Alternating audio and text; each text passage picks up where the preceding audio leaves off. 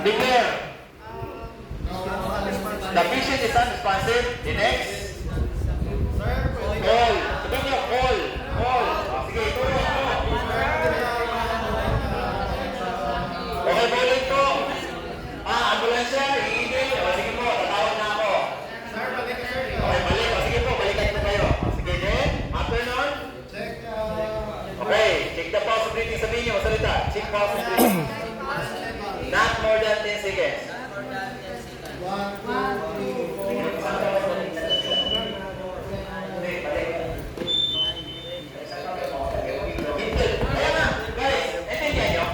8, 9, 10. Para maalala nyo na naka-hittel. Kasi pag hindi nyo talaga sinabi, minsan hindi nyo nagagawa. Okay po?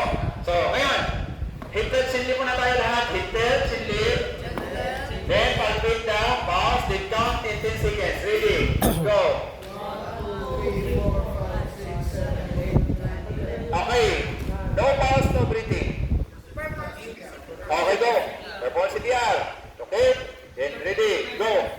1, 2, 3, 4, 5, 6, 7, 8, 9, 10, 11, 12, 13, 14, 15, 16, 17, 18, 19, 20, 1, 2, 3, 4, 5, 6, 7, 8, 9, 10. Okay, 1. Okay, then sabihin nyo.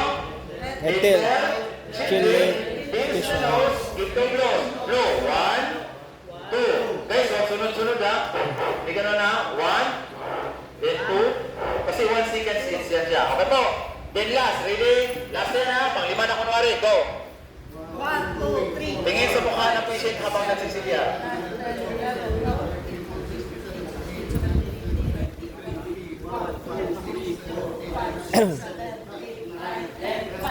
5 na ha.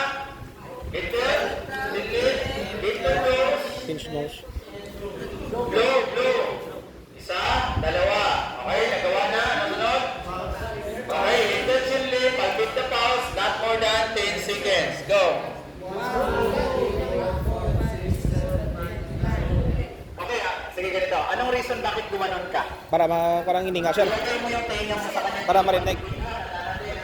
Para marinig. Nanonood kayo ng asesor. Tanda natin, so dapat i-perform nyo ng maayos. So yung tenga natin, ilagay sa ilong at bibig para marinig natin kung huminga o hindi. Yun yung reason bakit. Then yung mata ninyo, tingin nyo sa dibdib kung umaangat o hindi. Kaya nga, look, listen, and feel.